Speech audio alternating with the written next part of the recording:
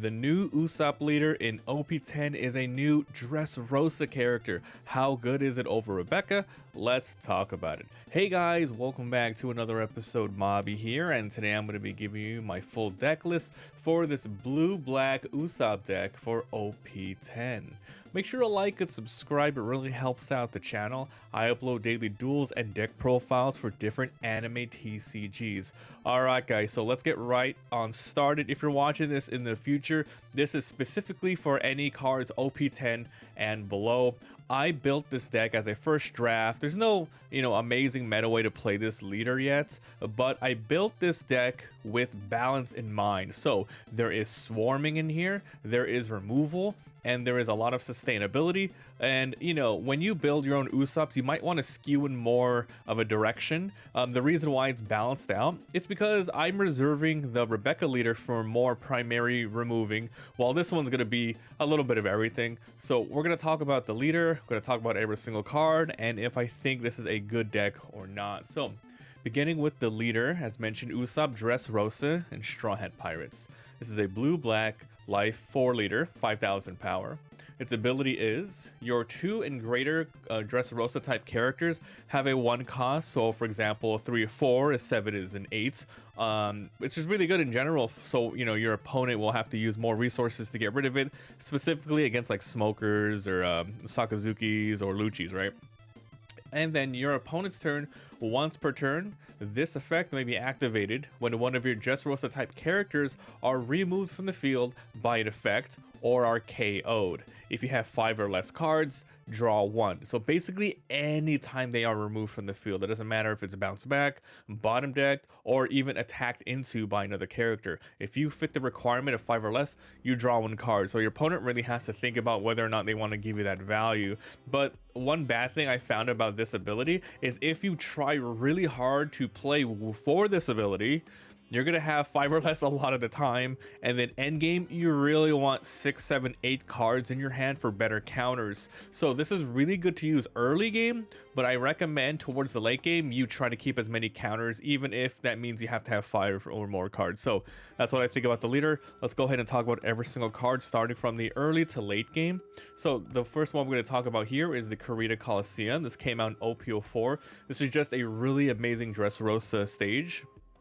The 1 cost, if your leader is Dressrosa, your characters that have Dressrosa can attack on the turn that they are played, specifically attacking characters. So basically, if the opponent has any rested characters and you're able to attack into them with a character you play that turn, it works.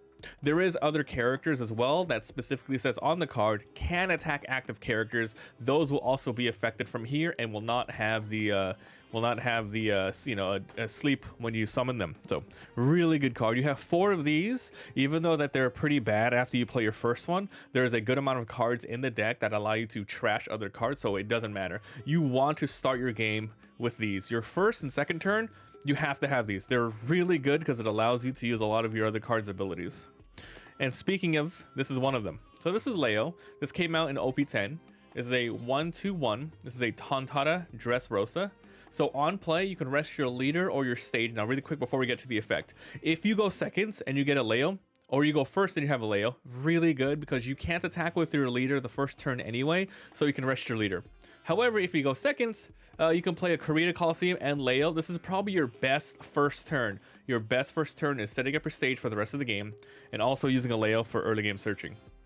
Okay, so if your leader is Usopp, meaning it only plays with Usopp, you can't play Rebecca. Look at the top 5 cards, reveal 2 cards other than Leo that have Dressrosa, so even stages, etc. Put them into your hand, then you put the rest of the bottom deck, and then you get the trash 1 card from your hand. A really good one. You get to grab 2 cards and any other card that you have in your hand, you trash it. So if you have a Leo and 2 Coliseums, you can trash 1 Coliseum. You're really good. So amazing searcher for Usopp. We're running 4 of these, and these are your only searchers of the deck. We're only running 4. As at the moment, there's like the other 2. There's 2 other searchers. You can use Rebecca, which only searches for 3 and it trashes 2 cards. This deck doesn't really care too much about having too much stuff in the trash. I think that's more better for the Rebecca deck. And then the other card, which is the basic 1 cost event. It's a 5 searcher with a active of using the searcher. Trigger of active using the searcher. That's okay, but I think we're just gonna run these 4 Leos for my deck. Okay, so one of your 10 different 10 total 2k counters of the deck. This is one-legged toy soldier from OP10 2012. Activate main, trash the character to give an opponent's -3 cost. This will not usually come into play, which is the reason why we're only running 2 of these. This can be used with Gecko Moria later, putting him on the field and then summoning somebody else. There is 2 cards in this deck that actually matter about the character's cost. So with those low sort of frequency scenarios, this one will come into play. Otherwise, it's just a 2k for you to throw out. Next off, we have some Ideos. Now, I was thinking about how to balance this out, and we don't want too many no-cost counters. We want some good cards to play with Gecko Moria. So if once you look at the whole picture of the deck, this will make a little bit more sense why we have some Ideos in here. But overall, they're just good if to play because you don't have any 9 costs in this deck. You don't have any 10 costs. It's all 8 and below. So if you ever get to that 10 cost and you throw out like an 8 cost Moria, you can also throw this out. Or maybe it's your 6-7 turn and you have just a bunch of middle cost 4 costs. This is good to play with that. But yeah, it's a good card to play for Gecko Moria, and it's good for the Rebecca, and it's also good for the Frankie. And we'll talk about that later. So this is just a 2-2-1 blocker. OP04, nothing special. We're running 3 of these. Next off, it's your best 2k of the deck. This is Bartolomeo from OP04. So this is a 3-3 and a 2k counter. So even though, yeah, it's a cool blocker, it's really okay to use it as a 2k only because there are ways to bring it back once again. It plays the same role as Ideo, except it cannot be searched in the graveyard by Gecko Moria if you want to grab a 2 or lower, because you have way better 4 costs that you're going to grab with Gecko Moria, and then a 2 cost will be Ideo. Otherwise, you can maybe get it with Rebecca, 4 cost Rebecca to grab it back into your hand. This can be played by the Frankie, so that's good. So we're running 4 of these because it's just an overall really good versatile card. Now, for one of the new cards from OP10, an amazing card. This is Zoro. This is a 4/6/0. So this is Dressrosa, Straw Hat, Supernova. On play, rest up to one of your leaders or stages. You don't want to rest this ever. You usually want to attack even if it's just for a 5. That's why no matter what, you must find these. You have to mulligan for these. You have to search for these. Otherwise, you won't be able to use this leader as effectively as possible. So basically, you're going to rest one of those, then you KO up to one of your opponent's characters. I have ink on my finger. One of your opponent's 4 costs or lower characters. Really good value for a 4 cost. And the simple thing is just resting. That's so good. Then you place 2 cards from your top deck into your trash. This is only relevant, the having more cards in your trash for one other card in the deck. But yes, this is one of the characters that you're going to be using your soldiers for. So this could be, you can KO a 7 cost if you play this. Basically, yeah, you're only using 6 Dawn total for these 2. You can KO a 7 drop. So this is like not going to happen too often. This is really good for playing against Dofi for some, for example, but it's so good. It's also a 4 cost, so it can be played by Gecko Moria. So if you want, you can go Gecko Moria into Zoro rested. You can do that, right? You can play Zoro rested to KO something, and then you can put the Ideo into active, so you can defend with it. Or you can put this as a or you can put Ideo as a defender, rested. Next turn he'll come back up, while Zoro will go ahead and KO somebody, and then because you have your Dressrosa stage, you can attack into characters. So there's lots of different ways to play your cards. This one just allows you to have once again all that versatility, and the fact that it's a 6 makes it so your opponent can't free attack into it with their leaders unless they're of course a 6,000 leader. So really good card. That's why I said SR, man. Speaking of SRs, another amazing, I'm running 3 of these. The next one is going to be, it's a basic rare. This is Cavendish. So this is one from OP10 as well. Another 4/6/0. So when attacking, once per turn, draw 2, trash 1. Such a good card. So we're running 3 of these and 3 of these because I don't want too many 0 cost counters once again. But that's why it's like balancing out. But when you build your deck, if you want to put 4 Zoros, 2 Cavendishes, or etc., just mess with the frequencies, see what you want. But basically, this is the reason I'm running it. And then as I play more decks, as I will be tweaking this later. This is not the final version. These are just the cards that I'm using, but the ratios will be changed later on. But yeah, this is Cavendish is such a great card because when attacking, it's a slow setup, but if you have the stage, You can use it the turn that you summon it. You know, assuming your opponent has a character you can attack into. And your opponent, well, this is a high removal, a very high removal target. If they don't get rid of it, even if you, you know, next turn, even if they don't have a character to attack, you attack their leader, you draw 2 and trash 1, and the trashing, once again, extra Colosseums or extra 0-cost counters, you just, boom, you get rid of it. So really good. So you have 3 of these for good removal. You have 3 of these for good drawing and trashing. God, I love these cards. Actually, running 4 of these, I'm sorry. 4 of these. 4 of these and a couple of these. Yeah, they're so good. They're so freaking good. All right. Now, Rebecca. Rebecca, you know, OP05, the bane for a lot of decks playing black. This is just a really good card. So 401 blocker on play, add up to 1 black character with a cost of 3 to 7 other than Rebecca from your trash. Then you play a 3 or less. So a lot of really good targets. Let's just quickly go over them. So 3 to 7. Obviously, it's a black character only. So you can grab your Frankies, you can grab your Sabos, you can grab your 6-drop Luffys. But, you know, weirdly enough, you can't grab your Kairos, which is a blue card, later on. But then you can grab like these Zoros, which are really good. You can grab the Bartolomeos, you can grab the Ideos, you can even grab the 1-legged toy soldiers. And then you can play a 3 or less from your hand rested. So once again, Ideo, or the 1-legged toy soldier, etc. But yeah, this is just this, you know, with you playing any sort of black deck archetypes, it's so much thinking, so much thought, you know, so much like piloting. So it's up to you to decide what's the best sort of scenarios for this, but god dang, this is such a good card, man. Okay, so already 4 of these. Next off, we have these Frankies. Now these are new ones from OP10 as well. 451 has innate blocker. When this is KO'd, you play 1 3 or lower Dressrosa rested from your trash. It's a decent card. I was testing running 4, and I might even get rid of these altogether because there are just so many more situations where you just want to play Rebecca because you get the effect pretty much on the turn that you play her. Besides, there's a lot of 4-drops. There's the Rebeccas, there's the Cavendishes, and there's the Zoros. So you really don't want to play as a priority these over the other 4 cards, the other 4 cost cards, and same thing for Gecko Moria. It's a 4 and a 2-drop. Why would you play this when you want to play this, right? So I might get rid of these, but they're really good for, you know, when your opponent attacks, you can play, once again, your Ideos and your Bartolomeos. And the best case scenario is if they don't have any more attackers for that turn, and Frankie was the last one to take the hits, then you get to grab one of your blockers rested. They have nothing enough to do. It goes active on your turn. So that's the reason, that's the best case scenario of playing this. I guess you could play if they have multiple attackers, and then the opponent will decide, well, I'm going to attack into that rested Bartolomeo anyway, which is the blocker regardless, so he blocked an attack as a rested guy. So yeah, they're good. I think they might fare better in a straight Rebecca deck, but yeah, they're decent. They're decent, but I might get rid of these. Okay.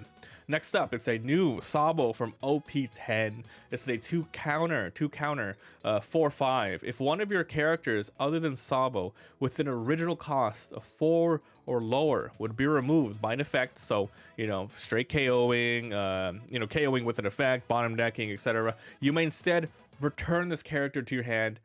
Honestly, it's a really good ability.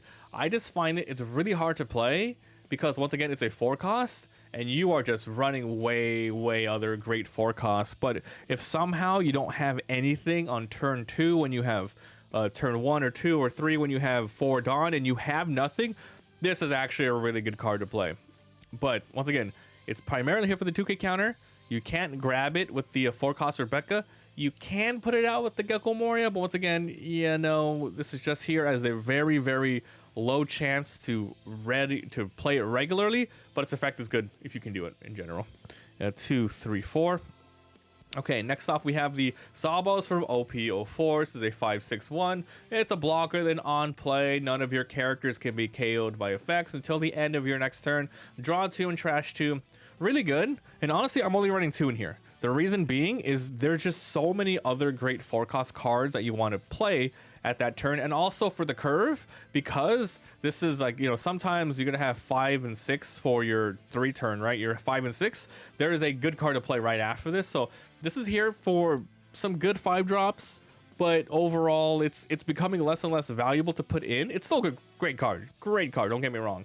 But because you have Gecko Moria, you want more chances to get your 4 costs. So that's why you're running more 4s instead of a little less Sabos. And besides, you have your early defenders, such as the Ideos to defend, etc. So they're good, but just running a little bit less. But because we have these now, if we didn't have any of these cards, I'd be putting 4 of these in here. But now we have these new Luffys from OP10. This is the secret rare for OP10. 671. It's a whatever stat line, but it has a counter. Cool. So once per turn, this character cannot be KO'd by effects. Awesome. Great card. Great ability. When attacking, and you can attack the turn that you put out, you know, if your opponent lets you, with a rested character, thanks to the Colosseum, you may place 3 cards from your trash to the bottom of your deck in any order. So this is the other card, or this is a card that matters if you have stuff in your trash. And you know what? By the time you throw this Luffy out, you're probably going to have at least 3. So, you know, usually it's going to work. Then if your opponent has 5 or more cards in their hand, they trash 1. Amazing, amazing, amazing ability. Amazing effect. It's sticky. Not the greatest attack, but it's okay because it comes with a counter. Honestly, if this was a 680, it would be insane. Honestly, this would be extremely good. But the fact that it is a 1-cost counter, it makes it so, yeah, I feel a little bit more safer running a lot of 0-cost counters like this. All right, so really good. Also, because you're playing Usopp, he's also a 7-drop. Just remember, anything, any characters that are 2 or lower, that'd be 2 or higher, is +1. So that's really good. So running 3 of these, an amazing card. So this is your like turn 3 or 4. Both of these cards, really good. Now, for another card that came out in OP10, this is Kairos, a Dressrosa blue card. So 790, huge attacker, very huge attacker for one more mana, right? On play, you bounce back a 5-cost to its hand. Now, you can do yours, which is kind of interesting. There is a reason why you might want to throw out one of yours, and I'll go ahead and talk about that in a bit. But otherwise, this is really good to play because you can attack the turn it's out thanks to Creative Colosseum, attacking rested characters, and yeah, it just helps you mitigate the board a little bit. So this Kairos and this Zoro, these are the 2 cards that give you crowd control. They combo with the 2-legged toy soldier, so you can bounce back, you can KO a 7-drop, or you can bounce back an 8-cost back to their hand thanks to the toy soldier if you set that up a turn beforehand or the turn you play it. So there you go. Because honestly, you could play Kairos and Toy Soldier at the same time, thanks to an upcoming card, which is this Rebecca. So I'm running 4 of these Rebeccas, and this one is another combo piece, allows you to do so much. So this is a new card from OP10 SR, and honestly, it's good in this Usopp, and it's going to be good in the other Rebecca deck, and I'll talk about why. The 741. So really weak attack, but the ability is on play. If there is an 8 cost or greater character in play, you draw 1 card. So remember, anything 2 or higher, it's an 8. So Rebecca counts as the 8. Unfortunately, if you play this in the Rebecca deck and you have no other modifiers, it's just going to be a 7. So you're not going to be able to draw the card. But however, you want to play it anyway because the ability afterwards is just so much value. So you reveal up to 2 cost 7 or lower Dressrosas other than Rebecca from your hand. You play 1 active, and then if the other one is a 4 or lower, you play it as rested. So one of your best things to do with this deck is you reveal Kairos, and you reveal something that combos with the Kairos. So you can't do Rebecca because you can play this other than Rebecca. So for example, you could do this. You could do Rebecca, you play this active, you return a 5 cost, you can attack for 9, you play Zoro rested, you rest your stage, you KO a 4-drop, and then boom, you have so much extra value on the board. However, let's say they have a Gecko Moria on the field, you play Kairos active, you play your Toy Soldier rested, boom, you can get rid of it right away, or return it back to their hand, which means they could play it again, but honestly, you're still clearing the board in a sense. So yeah, there is a good amount of things you can do with this Rebecca. It's really awesome. And yeah, it's a great addition to the deck. So running 4 of these. So this is your late game. Your Luffy's, your Kairoses, your Rebecca's, and of course your Gecko Moria is late game. Now let's quick talk about Gecko Moria. Running 4 of these. It's just too much value to not put in the deck. So if you don't remember what the heck this thing does, this came out in OP06. 890. So this is your only non-Dressrosa card of the deck, right?